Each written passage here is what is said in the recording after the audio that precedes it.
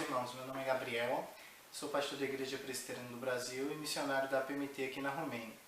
E se você está vendo esse vídeo é porque você está conhecendo um pouquinho do projeto chamado O Caminho dos Peregrinos. Essa foi uma forma que eu e minha esposa pensamos de abençoar um pouquinho a igreja brasileira que tem investido na nossa vida aqui no campo missionário.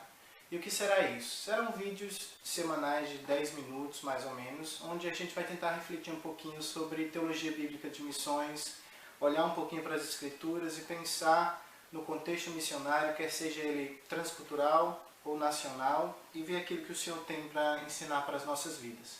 Hoje a gente vai começar uma série nova chamada 7 Cartas Missionárias. A gente vai olhar para o contexto do livro de Apocalipse, olhar para cada uma daquelas 7 cartas que foram escritas pelo Senhor Jesus para 7 igrejas da Ásia Menor e tentar identificar nelas alguns princípios para a nossa vida e para a nossa caminhada missionária. Interessante que nosso contexto missionário e eclesiástico no Brasil, muito se tem falado de plantação de igreja, muito tem se falado de obra missionária, mas eu creio que pouca reflexão tem sido feita em cima dessas 7 cartas. E para mim essas 7 cartas foram um tesouro, um achado muito especial, pois elas foram cartas escritas pelo próprio Senhor da igreja para 7 igrejas que tinham sido plantadas pela primeira geração de cristãos. Ou seja, quando nós lemos esse relato, nós podemos aprender tanto com os erros quanto com os acertos daqueles irmãos. E acima de tudo, aprender um pouquinho com o Senhor da igreja. Hoje a gente vai refletir na primeira dessas cartas, que se encontra em Apocalipse capítulo 2, do verso de número 1 ao verso de número 7. Gostaria de falar com vocês hoje sobre a igreja de Éfeso e sobre o tema por vezes pesado, que é a verdade de que por vezes pode nos faltar o essencial. E nós vamos fazer essa caminhada para essas 7 cartas sempre em cima de uma mesma estrutura. Nós vamos olhar primeiramente para o Senhor da missão, ou seja, como Cristo se apresenta a essas igrejas. Depois vamos olhar para a prática da missão, ou seja, o que essas igrejas viviam e o que essas igrejas faziam. Depois nós vamos refletir um pouco sobre o risco da missão. E por último nós vamos fechar vendo as consequências da missão. Então, nessa carta de Éfeso, o que é que nós podemos aprender sobre o Senhor da missão? O versículo número 1 diz assim: Ao anjo da igreja em Éfeso, escreva: Estas são as palavras daquele que tem as 7 estrelas em sua mão direita e anda entre os 7 candelabros de ouro.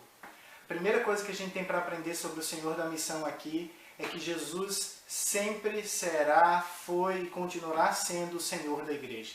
Essa é a grande figura que João vê aqui e escreve aqui. No final do capítulo 1, as estrelas são chamadas, são uma figura dos pastores daquelas igrejas locais, chamadas no capítulo 1, dos anjos das igrejas. E os candelabros são a própria figura destas igrejas. Ou seja, quando Jesus fala que tem as estrelas em sua mão direita e caminha entre os candelabros, ele está querendo dizer que, na verdade, ele é o Senhor soberano das igrejas. Ele é aquele que conhece a vida, a intimidade, a obra, conhece o insondável de cada um de nós e de cada uma daquelas igrejas. E isso é muito importante para a obra missionária. Nós vivemos, caminhamos e existimos por conta de um Deus vivo e soberano. E este é o Senhor da missão. Aquele que nunca perdeu o controle da história e nunca perdeu o controle da igreja. É interessante que a gente vive em meio a uma geração que tem desacreditado na igreja enquanto instituição. Não tem visto mais esperança nessa igreja. Mas ao ler essa carta missionária, eu lembro que o Senhor da igreja continua no controle. Ele tem o melhor para as suas igrejas, ele tem o futuro dessas igrejas nas suas mãos, e na verdade aquelas que não são igrejas verdadeiras, ele também tratará com elas, mas o fato é que o nosso Deus, Jesus Cristo, ele é o Senhor da missão, e ele se apresenta como aquele que tem a história em suas mãos. O que é que nós podemos aprender sobre a prática da missão aqui? O verso número 2 diz assim: Conheço as suas obras, o seu trabalho árduo, a sua perseverança. Sei que você não pode tolerar homens maus que põem à prova os que dizem ser apóstolos, mas não são. E descobriu que eles eram impostores. Vocês têm perseverado e suportado o sofrimento por causa do meu nome e não têm desfalecido. Podemos aprender com a igreja de Éfeso que na nossa prática missionária nós devemos ser abundantes em boas obras. nós precisamos ter trabalho árduo e nós precisamos ter perseverança. Ter coragem de continuar quando as coisas dizem que não. Ter coragem de dar o próximo passo quando tudo parece dizer que isso é loucura. A gente aprende com a igreja de Éfeso que a gente tem que aprender a confrontar. O texto diz que eles perseveravam contra aqueles homens que diziam-se apóstolos, mas na verdade não eram. No contexto do final do primeiro século, muitas pessoas iam em igrejas locais e alegavam ser apóstolos. No entanto, essa igreja era uma igreja firme em confrontar aqueles que se diziam apóstolos e na verdade não eram. A gente aprende no versículo 3 aqui que a prática missionária ela sempre vai estar temperada de alguma forma pelo sofrimento. A gente aprende com a igreja de Éfeso que eles perseveravam e suportavam o sofrimento. Mas é muito interessante que o texto diz, por causa do meu nome. Eu creio que essa é uma chave missionária preciosa.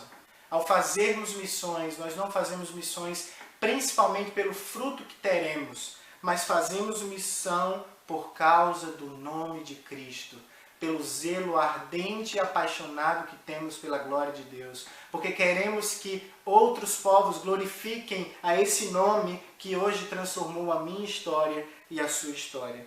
Aprendemos com a igreja de Éfeso a trabalhar duro, a perseverar, a suportar o sofrimento. Esses foram os acertos daquela igreja e são acertos preciosos para a nossa caminhada missionária. Mas a gente ainda aprende com os erros daquela igreja. E com isso eu passo para o tema dos riscos da missão. O verso número 4 diz, contra você, porém, tenho isso. Você abandonou o seu primeiro amor.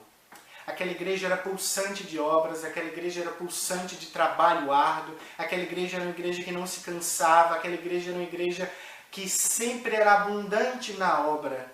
Mas Cristo, aquele que é o Senhor da missão e que sonda os nossos corações, detectou, diagnosticou que naquela igreja não existia mais o amor que um dia existiu.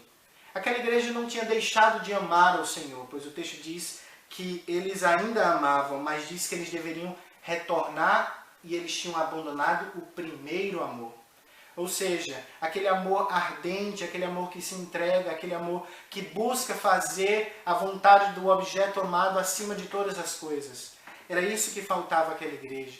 E eu fico pensando o quanto foi duro para o apóstolo João, chamado do apóstolo do amor, escutar que na igreja ao qual ele participou do processo de plantação num momento futuro, estava faltando amor. E aqui, queridos, fica uma grande chamada de atenção para nós que estamos envolvidos na obra missionária, em qualquer contexto. Podemos estar abundantes de obras, de afazeres, de ativismo. Por fora o prédio pode estar lindo, mas por dentro podemos estar muito distante daquilo que Deus nos chamou para fazer. Quando abandonamos o nosso zelo piedoso, a nossa paixão ardente por Cristo, podemos até fazer coisas aparentemente boas, mas elas serão incompletas, pois não foram feitas com amor. Mas ainda nesse versículo e no meio dos riscos da missão, eu vejo a doce voz do Evangelho dizendo assim, arrependa-se e pratique as obras que você praticava no princípio. Aqui o reverberar do Evangelho continua valendo.